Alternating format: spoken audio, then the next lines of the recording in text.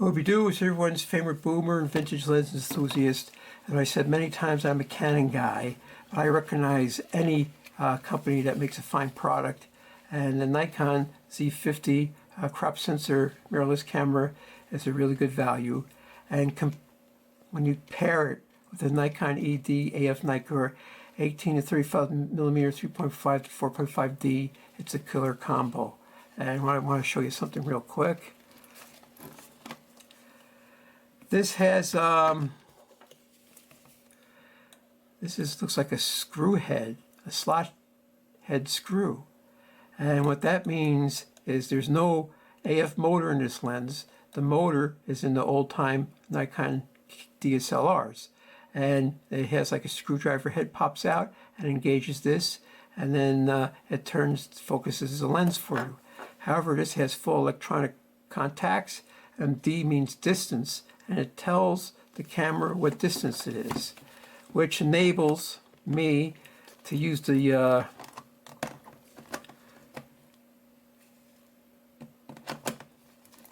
focus assist.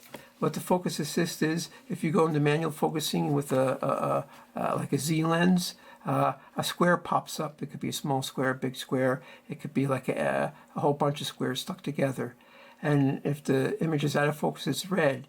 When it gets into focus, then it turns green. So this way, with this lens, I don't have to tap the magnifier for the live view manual focusing and have to recompose or maybe lose a fast moving subject. Just by looking at the red square and focusing when it turns green, I know I'm good to go. And because this is wide angle, there's lots of depth of field even when you're stopping down. I could go full manual with this lens in case I put on a dumb adapter, but since it's controllable by the camera, I leave it on 22 and I can control it by the camera in A mode. So that's the way I roll with this. This is a super cheap lens. It's super sharp. It has excellent color. This has a really nice look to it that I could recommend. And dirt cheap, $130 like new condition. In excellent condition, $100. This is a Nikon sleeper. Nikon made some dogs. There's no doubt about it. I've ran into them. But this is one of their best lenses. Of course, it's discontinued. I don't know if they have a G version. Maybe they have a G version of this. But it's sort of big box, whereas this one's pretty cheap. I highly recommend this lens. And I went to the Ladies Car Show and at the Parsippany Hilton, and it cost me $20 to entrance fee and $15 to park my car. And there's hundreds and hundreds of cars there. I got there early, right when it was opening up, and people were still pouring in, and cars were still pouring in. It was a cloudy day, but it's still sort of warm, tail end of that heat wave we had. And I hung out for 3 hours. I always thought I'd be there for an hour, 90 minutes. I was there for 3 hours. I just got tired and I left because the sun was baking my brains even through the clouds. But there's a lot of fantastic cars there. Many I have never seen, and a couple I have seen, without a doubt. And they had like 3 parking lots filled with cars. I had to walk around like 3 or 4 times. And the slideshow will be the proof of that. Super sharp lens, excellent color, excellent contrast. There's not anything bad I could say about this. I guess if you're going to do architecture, you're going to see some wide-angle distortion at the 18mm end. I think it goes from pin cushion to barrel, or barrel to pin cushion, or something like that. And of course, there's perspective of distortion. You'll see a lot of that, where something's close by looks big and something far away looks really small. But that's just built into these focal lenses. It's got nothing to do with lens design. And of course, I had to use the FTZ adapter, and I have another FTZ adapter. It doesn't seem to work as well as this one, but it's the Z50 and the Nikon 18 to 35mm. Killer combo. And one other lens I like with this, I'm just making a side here. I like the Nikon ED AFS Nikkor 24 to 85mm 3.5 to 4.5G. This is another fine lens. Of course, this one, none of these lenses have IS in them, image stabilization, so they're cheaper than the newer versions. And I highly recommend either. This would be a good kit which would be this camera, the Z50, this lens, and maybe like a fast prime or something. And you can't go wrong with that. So let's jump right into pictures and check them out. I took a lot of pictures and they're going to go by quick, and I appended some videos that I made of cars driving by. And this has electronic image stabilization for the movie mode only, and you don't have to do anything, just slap a lens on it and go with it.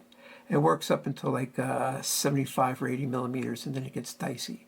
But it's a really cool camera. I really liked it. Let's check out some pictures. Lead East is like the premier biggest car show in North Jersey, and it's maybe 20 miles from where I live. Of course, like I said, it's pricey to get into compared to these quaint, cozy local shows that I've been going to all summer. But there's just the variety, and so many specimens of cars are there, and they're all, stuck together in some sort of eclectic collection, and it's worth going to. Now, it's funny, we had this hot dry weather for like weeks and months, and then all of a sudden for the Lead East, it starts to get like this rainy period. But they're saying maybe it's going to rain, maybe it's not going to rain. So I didn't go Friday, and I didn't go, when did I go? I went on the 31st. And that was, Sunday was the last day, so I didn't want to go on the last day, so I went on Saturday, that's right. Because they start on Thursday, Friday, Saturday, and Sunday. So I went on Saturday, and it looked like it was going to rain, and it looked like the sun was going to come out, but neither of those things happened, although it was pretty warm and humid out.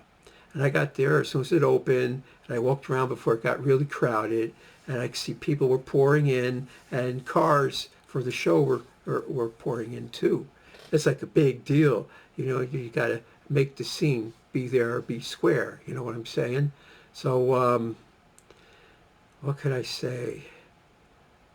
It was fantastic. I loved it. I was only going to be there for an hour, 90 minutes, and ended up staying there for 3 hours, snapping away all these weird juxtapositions. I like to do juxtapositions, and I like to say the word juxtapositions. And it was just great. Really great. And everyone was cool and laid back and mellow and everything, I liked it. Last time I went was like 20 or 30 years ago, in the 90s or something. I was still married, and I brought my ex-wife with me. I don't know what she thought about it. Maybe she just thought it was stupid. I've seen a lot of women there, and couples too. And I wish I could find a gearhead girlfriend who would be into that and hang out and all that cool stuff, but it's just didn't work out that way. But it was worth the show, and I bought another camera. That's why I walked around 3 times, because I put this camera away and I used another camera and lens system. I mean, look at this. People got big bucks.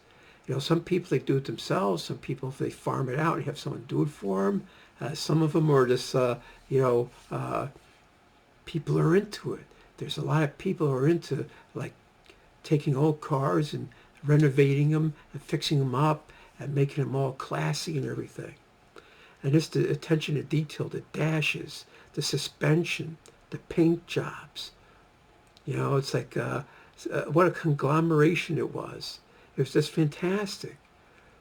Now, I don't know when the next time I'll go again. I don't know if I'll be alive in 30 years, but look at this headlight. And it's the weird pattern in it. That was amazing.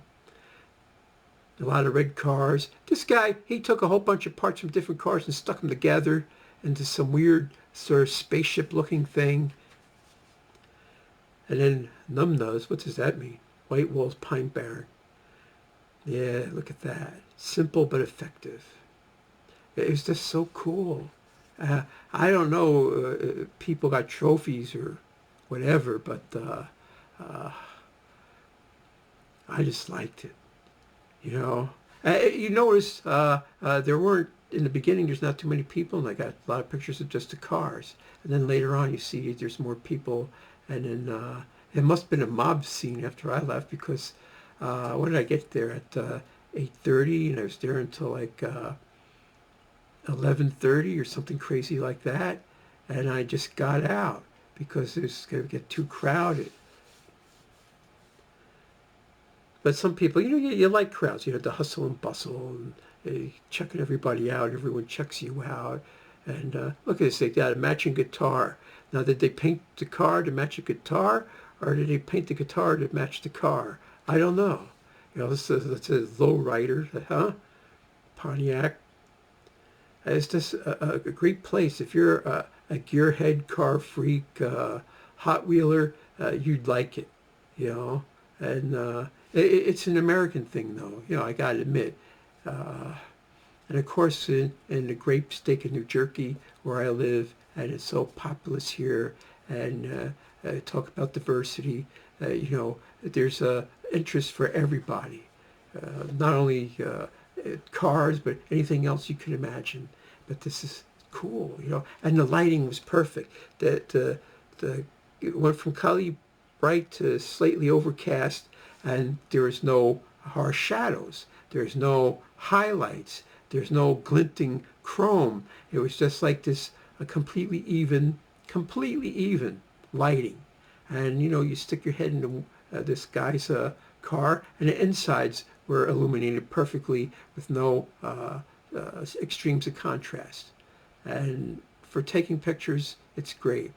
And what can I say of the this Nikkor 18 to 35 millimeters that you could get brand new looking for $130, and in even excellent condition for $100? You gotta get one. You gotta get one. It's a great lens.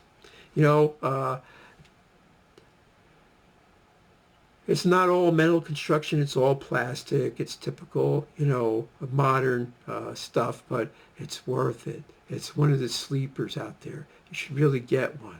Really, really, really, really get one. Get one. Oh, turn your volume down now.